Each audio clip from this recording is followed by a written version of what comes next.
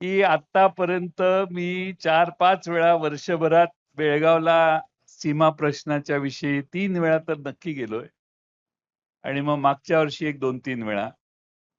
सगळे आशा लावून बसलेले आहेत, की चंद्रकांत दादांना आमची जबाबदारी दिलेली आहे. पण चंद्रकांत दादाच आम्हाला भेटत नाही. आणि सुप्रीम कोर्टात जी केस आहे, त्या सुप्रीम कोर्टातल्या केसला माननीय मुख्यमंत्र्यांनी वेळ देऊन त्याला गती कशी द्यायची यासाठी मी माननीय मुख्यमंत्री महोदयांना 3 पत्र दिलेत. शेवटचं पत्र मागच्या आठवड्यात विधानसभेचं अधिवेशन संपलं त्या दिवशी दिलेलं आहे. आणि मुख्यमंत्र्यांनी देखील कबूल केले, की याच्यावर आपण बैठक घेऊ.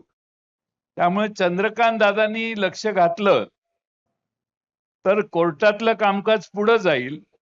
पण मामा त्याच्या पलीकडे बोललेले आहेत. दादा, तुमच्या लक्षात आलं असेल, अमित शहाचे आणि तुमचे स्कूटरवर बसलेले गुजरातचे प्रसंग त्यांना आठवण करून देण्यासाठी तुमचा त्यांनी आठवण केलेली आहे.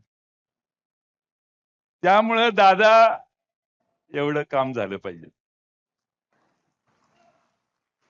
आणि या देशात सगळेच प्रश्न अमित शहा सोडवतात अशी आता देशातल्या बऱ्याच लोकांची समजूत झालेली आहे.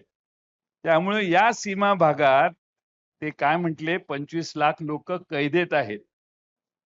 म्हणजे त्यांनी थोडक्यात सध्याच्या बेळगाव वासियांची सीमा प्रश्नातल्या सगळ्या गावांचे वर्णन त्यांनी केलं.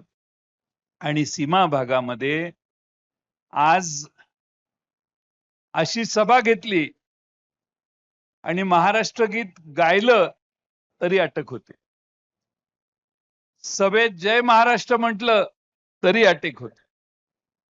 नुसती परवानगी मागितली तर परवानगी छोट्या सभांना मोठ्या सभांना तिथं आता मिळत नाही.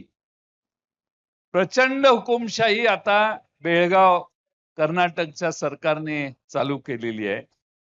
आणि त्यांनी सांगितलं ते खरं आहे की कोर्टात प्रश्न गेल्यापासून कर्नाटकातल्या सरकारने कानडी लोकांनी बेळगाव आणि सीमा प्रश्नात आपली लोकसंख्या वाढवण्यासाठी अनेक इन्सेंटिव्ह देऊन उद्योग आणण्यापासून सगळे उद्योग केलेले आहेत. ज्यामुळं मराठी भाषिकांची संख्या आता मर्यादित व्हायला लागलेली आहे. व्यासपीठावर उपस्थित या जिल्ह्याचे माजी पालकमंत्री, राज्याचे माजी अर्थमंत्री आणि अतिशय मिश्किल बोलण्यासाठी प्रसिद्ध असणारे आमदार जयंतराव पाटील. मी टिप्पणी केली की अतिशय मिश्किल बोलण्यासाठी प्रसिद्ध असणारे जयंतराव पाटील आताच मुंबईमध्ये बाय रोड जायचं असल्यामुळे मामांचा सत्कार करून मुंबईकडे गेले असे आमदार गोपीचंद पडळकर. परंतु जो मुद्दा आला आहे महाराष्ट्र कर्नाटक सीमेचा, मी कधीच टीकेला प्रत्युत्तर देत नाही. परंतु 60 साली महाराष्ट्राची स्थापना झाली, 47 साली देश स्वतंत्र झाला, 60 साली महाराष्ट्र वेगळा झाला. त्यावेळेपासूनचा हा प्रश्न आहे. जयंतराव तर मला वाटते 30-35 वर्ष सत्तेमध्ये आहेत आणि त्यांचा पक्ष तर फार म्हणजे सारखा सत्ता सत्ता सत्ताच.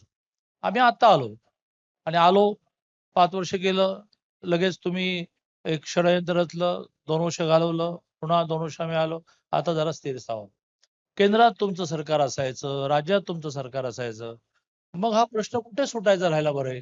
या घोषणा देणारा मी असं विचारतो की नंतर तुम्ही जयंतरावांना स्टेजच्या खाली उठून विचारा की बा इतक्या वर्षात तुम्ही हा प्रश्न का सोडवला नाही. मी जयंतरावांना दोष देत नाही, हा प्रश्नच थोडा जटिल झालेला आहे. त्या जटिलतेमध्ये जेव्हाला एखादी गोष्ट, मला जयंतरावांचं म्हणणं मान्य आहे, माझ्याकडे 13 वर्ष गुजरात होतं, त्यामुळे त्यांनी अर्धाच उल्लेख केला. अमितभाईने मोदीजींशी सुद्धा माझी जवळूक आहे, त्यामुळे मी गेलं पाहिजे, केलं पाहिजे. माझ्या आयुष्यात एक वाक्य मी शिकलो, या आयुष्यात जे जे करावं लागतं ते आपण करतो. घोषणा देऊन हा विषय संपत असेल तर तुमच्या शेजारी उभं राहून मी पण घोषणा देतो.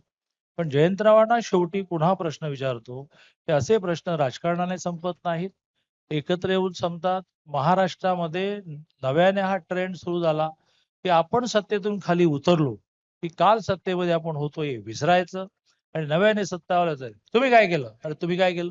तुम्ही तर तुमच्या 40-45 होता. पण माझा स्वभाव दुरुत्तरचाही नाही आणि याचाही नाही. मी मान्य करतो की हा प्रश्न सुटायला पाहिजे.